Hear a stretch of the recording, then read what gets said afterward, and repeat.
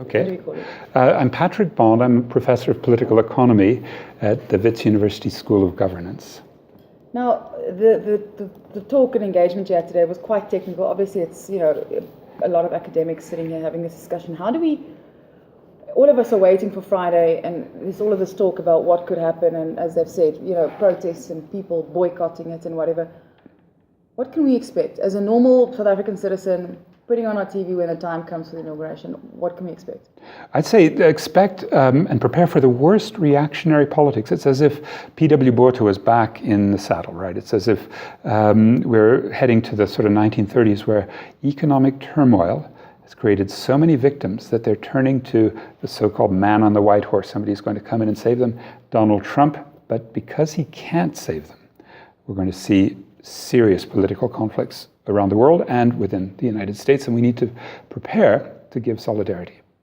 We're talking about the impacts for the rest of the world. We're talking about the impacts for us, specifically as South Africans. What, the normal person on the street, what will they experience by him being president of the United States?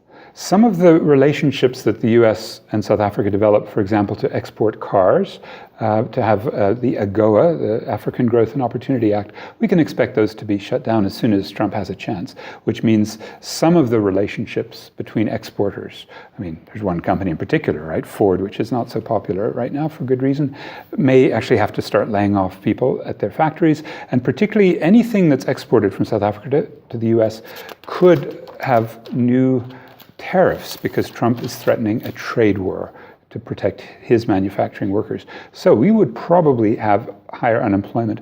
But I think the worst thing is we're going to have financial turmoil. We're going to have the kind of mess that we saw in 2008, 2001, 1998, those moments where we have big economic sort of chaos, and our rand crashes already in November, December, after Trump was elected. Huge amounts of money flooded out of South Africa and many emerging markets to the United States because the big corporates in Wall Street were doing so well. They were sucking in money as their price went up by 9%. The last couple of months, banks went up 24%. So there will be less money in our financial system because it's sucking its way out to a higher rate of return as the US put up interest rates. That means we'll probably have to put up interest rates. So I would expect that the Reserve Bank Monetary Policy Committee that meets every so often is going to have to figure out, will we be able to attract more capital inflows without raising rates? I suspect they'll say, no, we have to raise the rates. Okay, then comes the dreaded junk bond status. Once the interest rates go up and the economic growth declines as a result, and we have capital outflows that are unprecedented, it's already a really serious problem. We also have a huge foreign debt, about 135 billion. All of those factors will make Moody's, Standard & Poor's, and Fitch, the big boys who yank the chain of Pravin Gordhan, make them much less optimistic. And as a result, we will get a junk bond rating as early as June. People were expecting it last June, last December. But if the economic turbulence and the degeneration of South Africa's position worsens, as I think would be a reasonable expectation, expect junk bond status and therefore higher interest rates still. The only solution is exchange controls and an inward-oriented economic policy. And can we see, we're expecting the same kind of backlash for the rest of the continent, right? Yes, in fact, the hope for Africa has been rising commodity prices. And we can watch oil as an example because the price of oil, the dollar per barrel of Brent crude, has zigzagged. It was $145 2008. It went down to $26 a year ago. And now it's in the 50 range. And the big question for Africa is, well, Nigeria and Angola and several other oil-producing countries have been nailed, and they're in default mode, more or less. They're really in trouble. And that's because this price is way below the cost of production, and they're losing money, and the big corporates are not reinvesting. The fiscal capacity of their governments is very weak. They can't afford social programs anymore. So that means we'll have more riots as the governments pull back on supporting people. We've had a little bit of it here. Pravin Gordhan, for the sake of stability, has had to cut poor people's grants in real terms. So after inflation, our massive 17 million people who getting grants get less each year. It's that kind of, let me call it austerity, that I will anticipate. We've already seen since 2015, when the commodity prices really crashed, that countries like Zambia lost half of their value of their currency. Their kwacha just crashed in half and more. Angola even more. Mozambique is going through the same sort of big financial crash. So any imported goods cost more too, because you're paying many, many more of your local currency units for the imports. Those are the kinds of man in the street or the ordinary person effects of continuing turbulence as Donald Trump sucks money into the US, as world financial markets get skittish, as African countries have to increase their interest rates to keep the money coming in and keep it from flowing out. And what's needed is a break from that. And the classic case is the World Economic Forum. It's happening in Davos, Switzerland now. We're going to have an Africa World Economic Forum in Durban the first few days of May.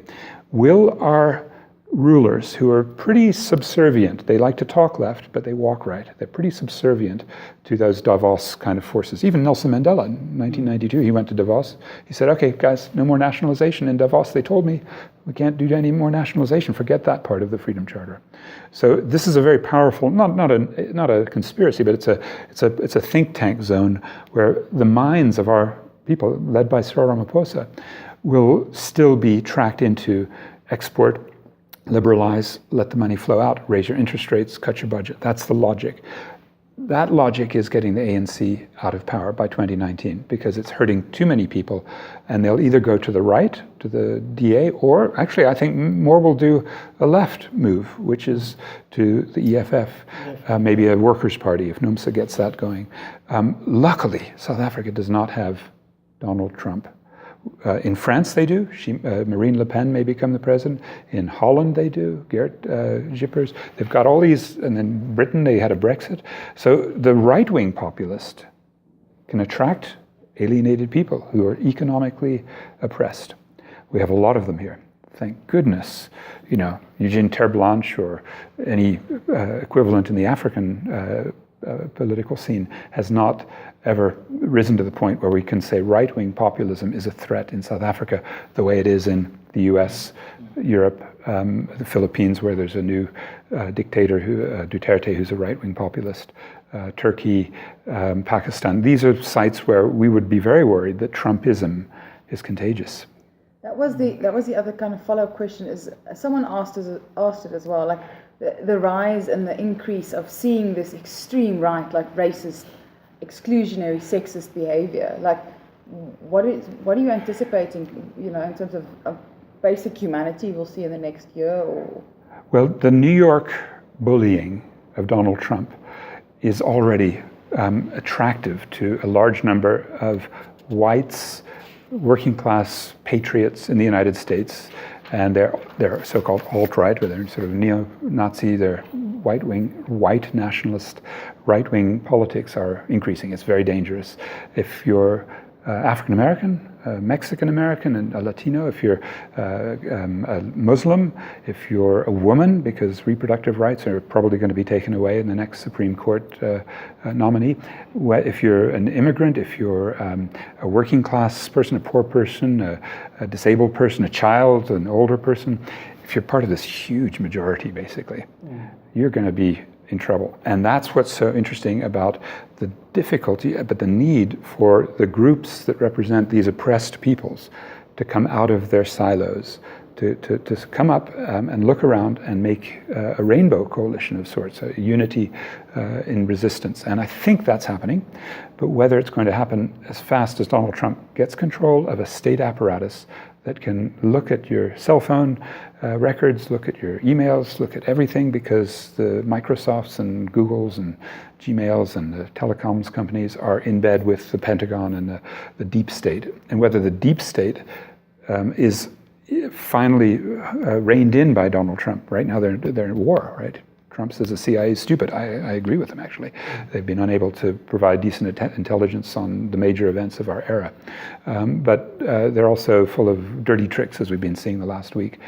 But if that deep state does serve Donald Trump, if the IT companies, the Microsoft, Facebooks, and all those, if they serve Donald Trump, we are going to see that coalition of progressive people, of oppressed people, have to work extra hard and find new ways to communicate, new ways to put their arguments out, because Trump and his security apparatus will be watching them as any fascist ruler would do. What else has been